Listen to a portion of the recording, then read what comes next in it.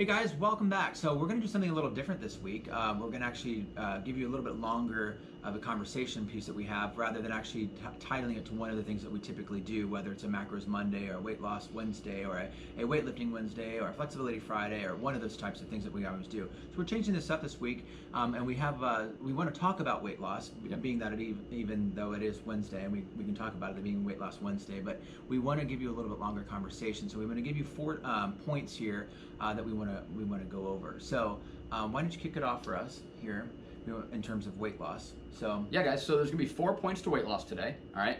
And they're all gonna be relating to your diet.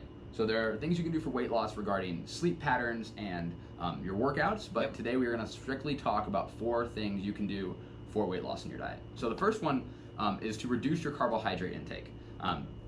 We are not people who say you need to cut out all your carbohydrate, follow a ketogenic diet to lose weight. But if you are interested in losing weight, especially if you're looking at jump starting your weight loss, reducing your carbohydrate intake can be extremely effective. And the reason for that is that carbohydrate turns into glycogen in your body. And glycogen needs water to be stored. And you need 3 grams of water for every 1 gram of glycogen in your body.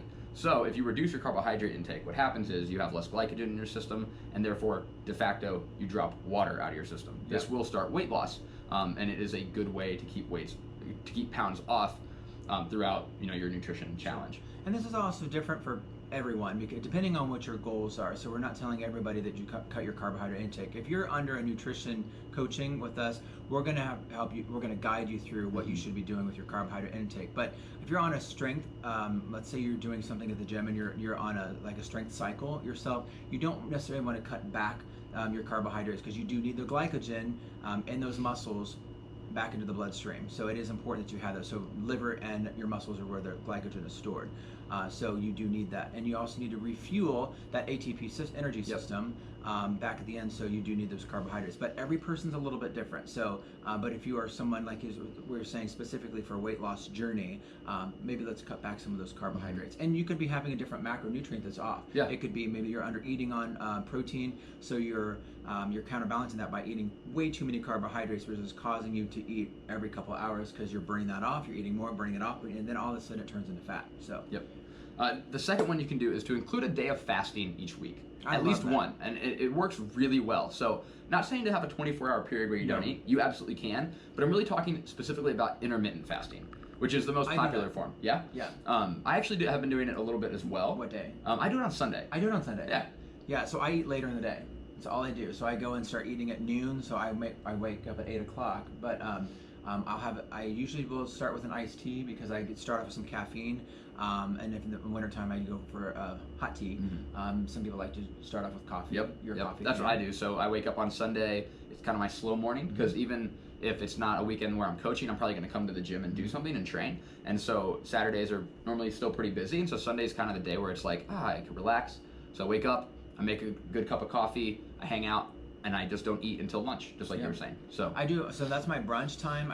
I'll start at noon, and I go for brunch, and then I usually am finished eating my food by 7 o'clock at night, and that's so I have a 7-hour period where I'm taking, and that's it. Yep. So. I do an 8-hour window, but either one, like that's the most common one is like a 16 off, 8 on window inside of the day for eating. The next one would be to eat your body weight in grams of protein. Yeah, very simple. Yeah, there's really not much to talk about with this. Basically, protein will help you build more muscle, and really important, so we're talking about weight loss. When you're losing weight, you have to tell your body to prioritize lean muscle retention. Correct. Not to drop body fat, not just to lose muscle and keep body fat. No. Which is hard to do. But the best way to tell it that is to do resistance training and to eat protein, right? So let your protein build back up your muscle after you've done strength training, which tells your body, I need muscle. So if you're a 180-pound guy, eat 180 grams of protein, which looks like 6 to 8 ounces of lean protein. Think chicken, white fish, shrimp, lean beef. If you are vegan, vegetarian, it can be tofu is a good option. Things like that. Beans, if you are a plant-based diet eater, are a good protein source as well. Get those grams per pound of body weight, and you will hold more muscle, and you'll still be able to keep your weight loss going. Correct. And with that too, like with it being important, if you look at a macronutrient that you're going to that you really should prioritize, it really needs to be the protein. Yes. So especially during a weight loss journey, because it's going to help with satiety.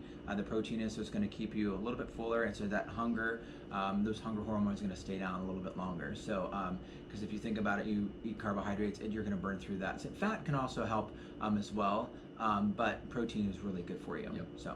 And then the last one for today, guys, the last piece, and I have been doing this since I heard about it a few months ago, and it's like really fantastic from a health standpoint, is to take the 800-gram challenge. E.C. Sanowski. Yes. Big shout out to her. Thank you for starting this whole movement, really. Actually, you have fun. She was in your level 2? Level 1. Level 1. So she was doing an evaluation of the class, so it was really cool to meet her. So. And then I stumbled across this completely unbeknownst that Jason already knew her, which was pretty cool. But what it is 800 grams of any combination of raw fruits and vegetables throughout the day. Fruits and vegetables. Now, fruits and or vegetables. And or vegetables. They can be cooked, but you weigh them raw. So obviously when you cook vegetables and fruit, the water comes out of it, and then they're a lot lighter. So let's say you have 50 grams of blueberries into oatmeal, and then you cook them in the microwave, they might come out at like 25 grams, just throwing out random numbers. Mm-hmm. So you weigh them when they're raw, any combination of fruits and vegetables. Right, any. And what I love about that is that, let's say you're somebody whose diet doesn't look particularly colorful, right? So you're not eating a lot of fruits and vegetables, but you go, you know what?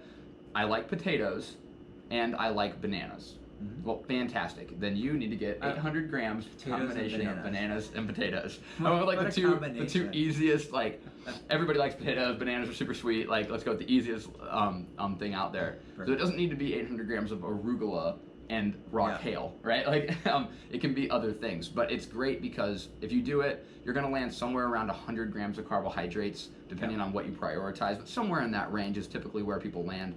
And if you do that, and you're reducing your carbohydrate intake, it's very likely that 50 to 75% of your carbohydrate intake is coming from fruits and vegetables, which starts to look a lot like the paleo diet and other things that have been very successful for people in weight loss. So take that 800 gram challenge, any combination you'd like. It can be fruits, vegetables, mix them together, whatever, and that will aid you in both cellular function and in your weight loss goals. And with a side note though, what he's saying, like he's saying it looks like the paleo. He's not saying that the fruits and vegetables and the because that is a little different. So, paleo is more of protein and fats and a lot less on the carbohydrate side of things. But he's just going on the side note there. So just an FYI. All right, guys. Well, those are 4 tips for you, and we hope that you take something away from this. As always, if you have any questions or comments for us, please leave it in the comment section below the video. And we're going to try this again next week. We're going to see how this works out for most. We've had some topics that we really want to put out and take a little bit longer approach rather than short. So have an awesome rest of your week, and we will see you next week. Take care.